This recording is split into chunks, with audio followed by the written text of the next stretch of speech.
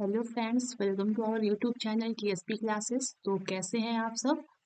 I hope आप लोग बिल्कुल ठीक होंगे। तो आज की वीडियो में जो है हम लोग जो इंग्लिश पेपर सॉल्व कर रहे हैं उसी में आज जो है आपका अगला जो है 2017 का पेपर आज हम सॉल्व करेंगे। इसके पहले हम लोगों ने 2016 का पेपर सॉल्व किया है।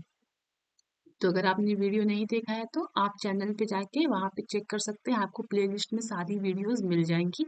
अब तक का आपका जो पेपर 1 है वर्तमान भारतीय समाज, उसकी भी सीरीज कंप्लीट हो गई है। पेपर 2 जो है आपका प्रारंभिक शिक्षा के नवीन प्रयास, उसकी भी सीरीज कंप्लीट हो गई है। और आपका पेपर 3 जो साइंस है उसका अभी सीरीज चल रहा है।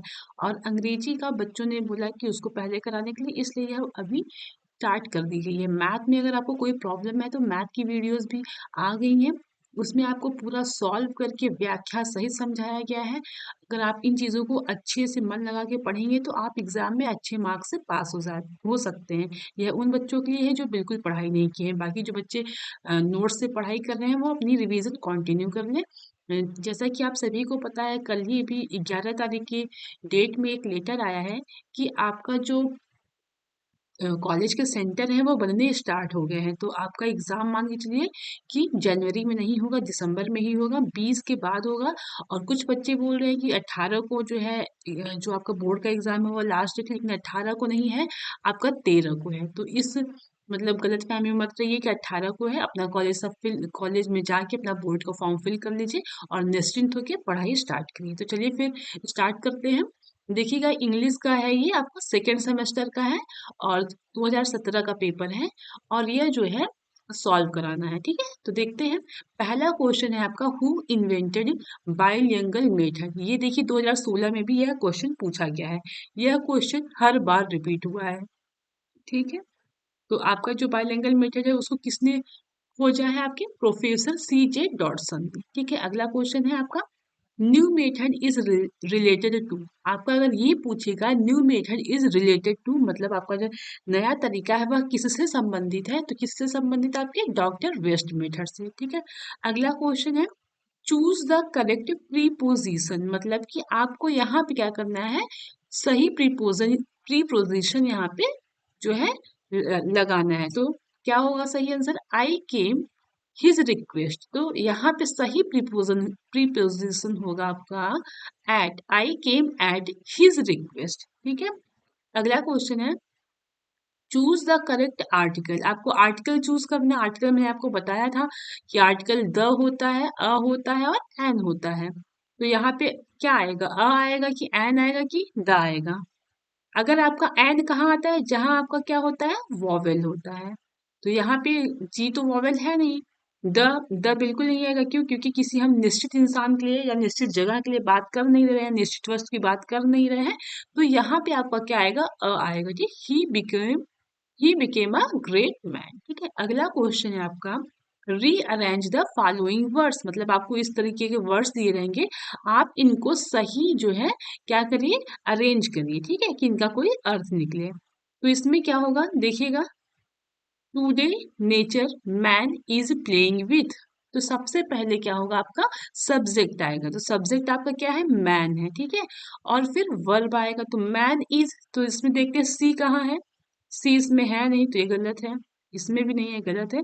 तो आपका ऑप्शन ये सही हो जाएगा, ये ए है, ठीक है। Man is today playing with nature, ये आपका ऑब्जेक्ट हो गया। पहले क्या आता है? आपका सब्जेक्ट आता है, फिर वर्ब आता है, फिर ऑब्जेक्ट आता है, ठीक है।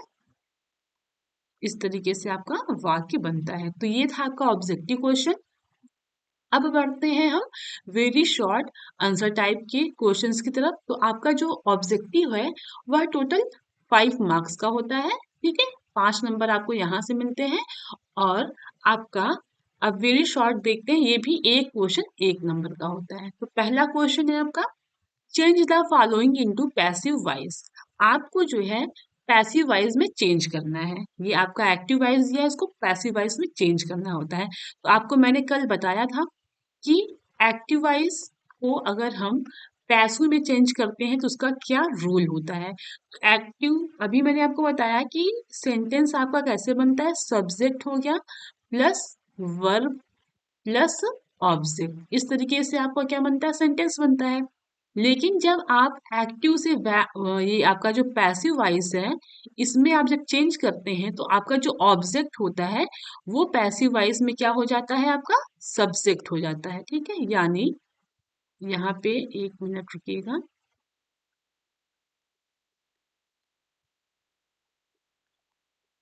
ठीक है, आपका जो ऑब्जेक्ट है ये यहाँ पे क्या हो जाएगा, यानी सब्जेक्ट की जगह पे आ जाएगा। ठीक है, और वर्ब जो है यहीं पे रहेगा, और वह किस टेंस का है उसके अनुसार हम यहाँ पे क्या लगाएंगे, मेन वर्ब लगाएंगे।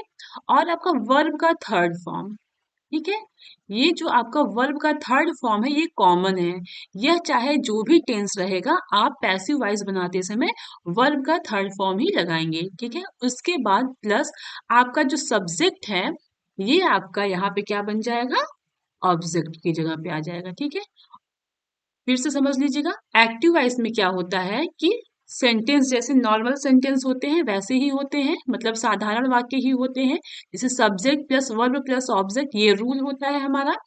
जब पैसिव वॉइस बनाते हैं तो आपका जो ऑब्जेक्ट होता है वह सब्जेक्ट की प्लेस पे आ जाता है, और आपका जो टेंस होगा उसके अकॉर्डिंग हम यहाँ पे क्या लगाएंगे, हेल्पिंग वर्ब लगाएंगे।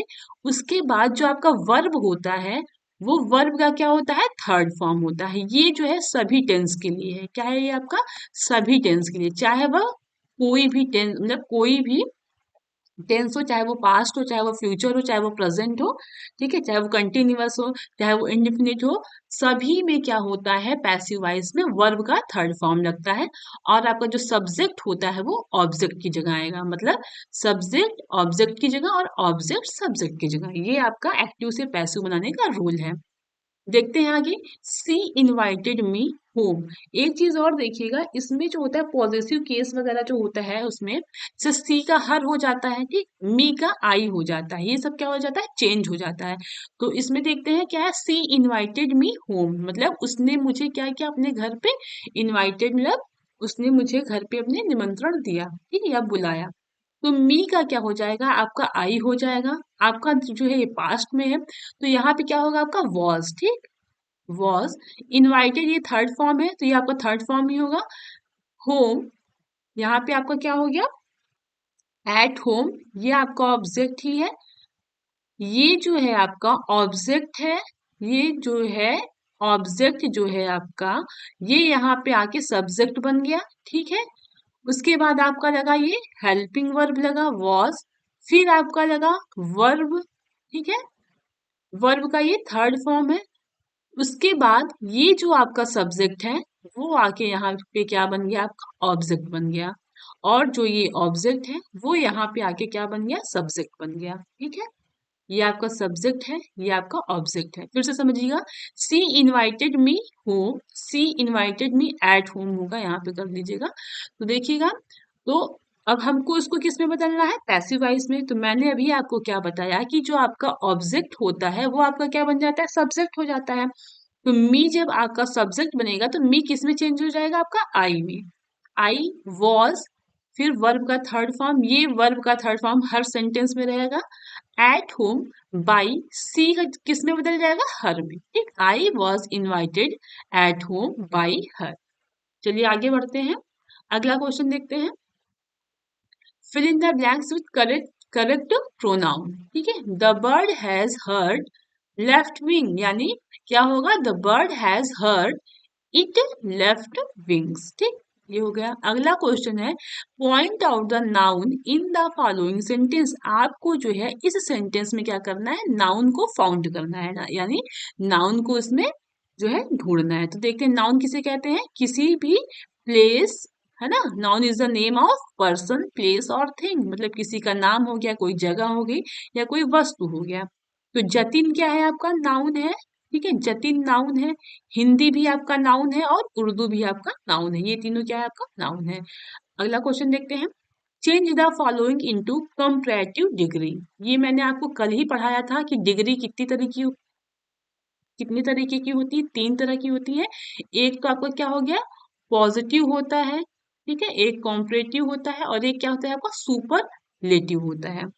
और डिग्री किसकी बनती है, हमेशा एडजेक्टिव की बनती है। तो इसमें सबसे पहले देखिए एडजेक्टिव कौन सा है, lead is the heaviest of all metals. और एडजेक्टिव क्या होता है, जो आपके नाउन प्रोनाउन की विशेषता बताए, बुराई बताए, वो क्या होता है आपका एडजेक्टिव कहलाता है। ठीक है, तो इसमें जो है आपका ये हैवीएस्ट जो है वही आपका क्या है, डिग्री है। अब हम ये देखेंगे ये किस डिग्री में है। तो हैवी का जो है आपका पॉजिटिव डिग्री क्या होता है, हैवीएस्ट का क्या होता है, हैवी होता है। ठीक है, और आपका कॉम्परेटिव डिग्री जो है आपका क्या होता है, हैवियर होता है। और ये जो है आपका ये सुपरलेटिव डिग्री में दिया गया है, यानी ये HEAVIEST ये जो है आपका ये सुपरलेटिव डिग्री में दिया गया है। हमको इसको किस में चेंज करना है, कंपरेटिव डिग्री में करना है। ठीक है, तो देखिएगा lead is the heaviest of all metals. Positive जो होता है वह एक ही मतलब एक ही में तुलना किया जाता है। आपका जो कंपैरेटिव होता है वो दो में किया जाता है, और जो सुपरलेटिव होता है वह सब में मतलब कि वन ऑफ द फॉलोइंग में मतलब सभी में से एक के बारे में किया जाता है। ठीक है, जैसे ये देखिएगा lead is heavier than any other metal, मतलब आपका जो लीड है वो हैवियर है, ER ये आपका क्या आ गया, कंपैरेटिव डिग्री आ गया। Lead is heavier than any other metal. ठीक है, अगला क्वेश्चन देखते हैं। Fill in the blanks with correct determiner, मतलब आपको इसमें क्या करना है, डिटरमाइनर जो है सही वो भरना है। तो इसमें क्या होगा, take as much as you want. ठीक है, अगला क्वेश्चन है आपका, convert the following simple sentence into complex sentence. ठीक है, देखिएगा सेंटेंस जो है आपका हिंदी में आप लोगों ने पढ़ा होगा सरल वाक्य, है ना, जटिल वाक्य और मिश्रित वाक्य। तो वही कहा गया है कि आपको जो सिंपल सेंटेंस है उसको आपको कॉम्प्लेक्स सेंटेंस में क्या करना है, कन्वर्ट करना है, यानी बदलना है। तो सरल वाक्य तो क्या होता है, एकदम साधारण सा होता है, और कॉम्प्लेक्स क्या होता है कि वो जो है एक मतलब कि एक वाक्य में आपके क्या होते हैं कि उसमें दो मतलब कथन होते हैं। ठीक है, चलिए समझिएगा फिर से, देखिएगा I hope to pass the test, मतलब कि इसमें क्या है कि मैं आशा करता हूं कि मैं टेस्ट में पास हो जाऊं। ठीक है, तो आपका जो कॉम्प्लेक्स सेंटेंस होता है उसमें क्या होता है कि एक वाक्य जो होता है वह दूसरे पे क्या होता है, उसी को कहता है, लेकिन वह उसी में जुड़ा हुआ होता है। ठीक है, समझिएगा एग्जाम्पल के थ्रू समझेंगे हम। एक मिनट रुकिएगा, चलिए देखिएगा, आपका जो कॉम्प्लेक्स सेंटेंस होता है वो क्या होता है कि इस सेंटेंस में जो मुख्य वाक्य होता है वह दूसरे से मिलके बना होता है। ठीक है, दो या दो से सिंपल सेंटेंस को जो है मिलके जब बनाते हैं उसी को हम क्या कह देते हैं, कॉम्प्लेक्स सेंटेंस कहते हैं। रहता वही चीज है, लेकिन जो है उसमें क्या करते हैं हम, दो या दो से अधिक जो आपका सिंपल सेंटेंस होता है उसी को हम जोड़ के जो है आपका कॉम्प्लेक्स सेंटेंस बना देते हैं। जैसे I hope to pass the test, मैं आशा करता हूं कि मैं टेस्ट में पास हो जाऊंगा। फिर इसमें क्या बोलता है, आई होप दैट, मैं आशा करता हूं, एक सिंपल सेंटेंस ये हो गया, दैट कि I will pass the test, कि मैं एग्जाम में पास हो जाऊंगा। ठीक है, ये आपका सिंपल सेंटेंस है। और सिंपल सेंटेंस को कॉम्प्लेक्स सेंटेंस बनाने के लिए क्या होता है कि उसी में से आपको दो सरल वाक्य को बना के एक ही में जोड़ दिया जाता है। ठीक है, कहने का तरीका चेंज होता है लेकिन रहता वही चीज है। देखिएगा समझिएगा, I hope to pass the test, मैं आशा करता हूँ कि टेस्ट में पास हो जाऊं। उसके बाद सेम वही चीज है, आई होप मैं आशा करता हूँ, दैट कि I will pass the test, कि मैं एग्जाम को पास पास हो मतलब मैं एग्जाम में पास होऊंगा। ठीक है, ये है। अब आते हैं हम, देखिएगा आपका ये जो आपका ये वेरी शॉर्ट क्वेश्चंस हैं वो टोटल आपके 6 मार्क्स के आते हैं। ठीक है, और ऑब्जेक्टिव आपका 5 नंबर का आता है, तो टोटल 11 हो गया। तो आपको पता होगा कि इंग्लिश कितने नंबर का है, 25। तो जो है शॉर्ट आंसर जो होते हैं वो 7 क्वेश्चन आते हैं, और ये टोटल 14 नंबर का होता है, मतलब एक क्वेश्चन आपका 2 नंबर का। ठीक है, देखते हैं अगला क्वेश्चन क्या है।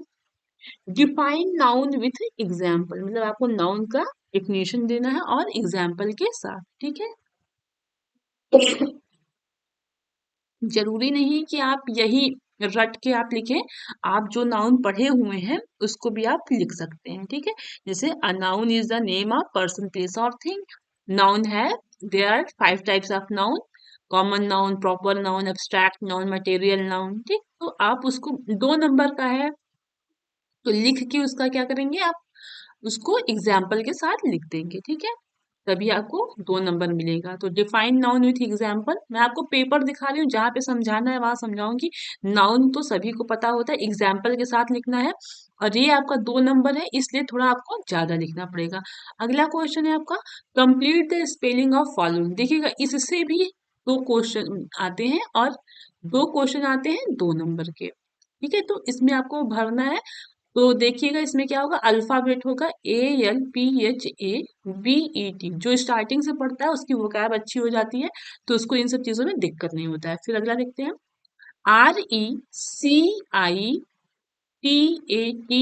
RECITATION, रिसिएशन, ठीक है। अगला क्वेश्चन है आपका, री right the following sentence by using possessive pronoun, ठीक है। इसमें पॉजेसिव प्रोनाउन का जो है यूज करना है, देखते हैं।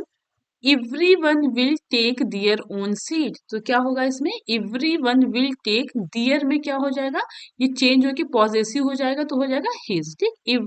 Everyone will take his own seat, ठीक है। बढ़ते हैं अगले क्वेश्चन की ओर। अगला क्वेश्चन है, right 1 word for the following expression. इससे भी आपके 2 क्वेश्चंस बनते हैं, ठीक है।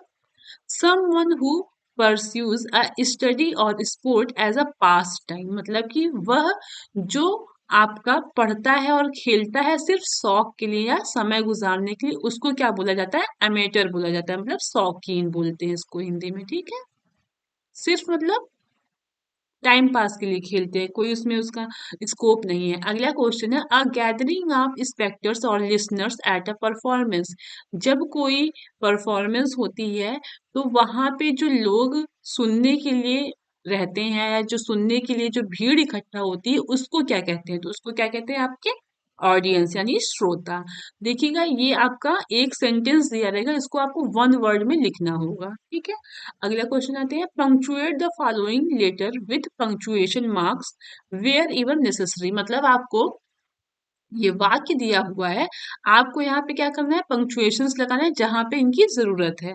तो क्या है, देखिएगा, ओ यस, आपको पता है ये एक्सक्लेमेटरी है ना, तो इसका ये साइन लगाएंगे, ठीक है। उसके बाद इसको इन्वर्टेड कॉमा में रखेंगे। Said the father, said the father, आपको पता है डायरेक्ट और डायरेक्ट स्पीच, इनडायरेक्ट स्पीच, तो इसमें क्या है, फादर ने कहा, ठीक है। I can at least do that much, तो इसको हम क्या करेंगे, इस कॉमा में रखेंगे, ठीक है। यहाँ फुल स्टॉप लग जाएगा, इस तरीके से इसको सॉल्व कर लेंगे। अगला क्वेश्चन है, करेक्ट द फॉलोइंग सेंटेंस। इन सब सेंटेंस को क्या करना है, आपको करेक्ट करना है। तो योर्स ट्रूली नहीं होता है, क्या होता है, योर्स ट्रूली, ये अपॉस्ट्रॉफी नहीं लगता है। Tom is older than me, तो ये ओल्डर देन मी नहीं होता है, क्या होता है, Tom is older than I am, ठीक। अगला क्वेश्चन और लास्ट है आपको, write a letter to friend telling him how you spend your summer vacation. देखिएगा, ये नहीं कि इसको आप याद करिए, आप अपने शब्दों में लिखिए कि इसमें क्या कहा है, कि आप अपने दोस्त को एक लेटर लिखिए, उसमें क्या बताना है आपको, टेलिंग हिम, उसमें बताना है how you spend your summer vacation, तुमने मतलब उसने अपनी गर्मी की छुट्टी कैसे व्यतीत की, उसको अपने दोस्त को एक पत्र लिख के बताना है। तो इसको मैं आपको एक बार बता दे रही हूँ, फिर आप इसको अपने शब्दों में लिखिएगा, ठीक है। देखिएगा, डियर आकाश, ठीक है, हाउ आर यू डूइंग, तुम कैसे हो या तुम अब क्या कर रहे हो। यस्टरडे, कल, आई गॉट योर लेटर, मैंने तुम्हारा पत्र पाया। You have asked me to write about how I spent my last summer vacation, मतलब वो क्या है, वो जो दोस्त लेटर लिख रहा है वो लिख रहा है कि dear Akash, how are you doing, मतलब अब तुम क्या कर रहे हो, तुम कैसे हो। फिर बोलता है यस्टरडे, यानी कल मैं तुम्हारा लेटर मुझे मिला, ठीक। या ये कह सकते हैं कि कल मुझे जो है तुम्हारा लेटर मिला। और तुमने क्या किया, यू हैव आस्क्ड, यानी तुमने मुझसे जो है पिछली गर्मी की छुट्टी में मैंने कैसे उसमें अपना समय व्यतीत किया इसके बारे में तुमने पूछा। तो I am writing it below, मैं इसको नीचे लिख रहा हूँ, ठीक है। Our school was closed for about 1.5 month on account of the summer vacation. मेरा जो स्कूल है वो लगभग एक या आधे महीने के लिए बंद हो गया है, वो भी किसके लिए, समर वेकेशन के लिए। तो I left the hostel and come back home, तो मैं हॉस्टल से घर आ गया। ड्यूरिंग दिस वेकेशन, ये सब पास्ट की बातें हैं क्योंकि वह पास्ट में जो है गया, पास्ट में आपका समर वेकेशन व्यतीत किया था, तो अपने दोस्त को जो भी बताएगा तो वो पास्ट में ही बताएगा। तो ड्यूरिंग दिस वेकेशन, उस वेकेशन के समय, I tried to improve my knowledge in the my school subject. वो बता रहा है कि जो है इस वेकेशन में या इस समर वेकेशन में मैंने अपने स्कूल के जो सारे सब्जेक्ट हैं उसकी सारी नॉलेज को इम्प्रूव करने की कोशिश किया। Morning was the only time when I could study with full concentration. कह रहा है कि मॉर्निंग यानी सुबह ही ऐसा समय है जिसमें मैं क्या करता था कि फुल कंसंट्रेशन के साथ स्टडी यानी पढ़ाई कर सकता था, ठीक है। Mid day was very hot, यानी जब दोपहर या दोपहर बीच का दिन तो वह बहुत गर्म रहता था। So the study was not possible then, तो उस समय पढ़ाई जो है पॉसिबल नहीं थी। इन द इवनिंग, शाम में, I sang song and played some indoor game, मैं गाना गाता था और घर में जो इंडोर गेम्स है उसको खेलता था। In this way I spent almost all the days of the summer vacation, तो इसी तरीके से मैंने जो है समर वेकेशन में बहुत सारे दिन व्यतीत किए। Only for 2 days I went to the nearest town to visit my grandma's house, सिर्फ 2 दिन के लिए मैं अपने जो नजदीक का शहर है वहां मेरी दादी रहती, मैं उनके यहाँ गया। I could not do any social service during this vacation, उसने कहा कि इस वेकेशन में मैंने कोई भी सामाजिक कार्य नहीं कर सका, because I was weak in mathematics I tried to make up my weakness strong. तो वह कह रहा है कि मेरी जो मैथमेटिक्स है वह बहुत वीक है और मैं इस गर्मी की छुट्टी में उसको और स्ट्रांग करने की जो है कोशिश किया। नीचे अपना वो नाम लिख रहा है, योर फ्रेंड अजय, ठीक। तो ये था आपका लिखने का तरीका है। सिर्फ ये देखना है आपको कि जो है लेटर कैसे लिखा जाता है, तो ये इनफॉर्मल है, ठीक है, ये इनफॉर्मल लेटर है आपका। तो इनफॉर्मल लेटर में सिर्फ डियर आकाश यहाँ पे लिखा है और योर फ्रेंड, और अगर फॉर्मल होता है तो वो रिस्पेक्टेड सर इस तरीके से लिख के आता है। फॉर्मल का भी मैं आपको दिखा दूंगी प्रो फॉर्मा कैसे होता है। तो ये था आपका 2017 का पेपर। आई होप आपको समझ में आया होगा, मैंने अपनी तरफ से ज्यादा आपको समझाने की कोशिश की है। आप हर पेपर को सॉल्व करिए, ठीक है। जो चीज वीक है उसको भी अभी टाइम है, उसको आप अच्छे से जो है क्लियर कर लीजिए। नाउन याद रहना चाहिए आपको, एडजेक्टिव तैयार रहना चाहिए, ठीक है। और मेन बात एक्टिव वाइज पैसिव वाइज देख लीजिएगा, डिग्री देख लीजिएगा। इन सब से लगभग 5-6 क्वेश्चंस आपके तैयार ही हो जाएंगे, ठीक है। तो चलिए अब क्लास को यही एंड करते हैं, मिलते हैं अब कल 2018 के इंग्लिश के पेपर के साथ। तब तक के लिए पढ़ाई करते रहिए। Thank you.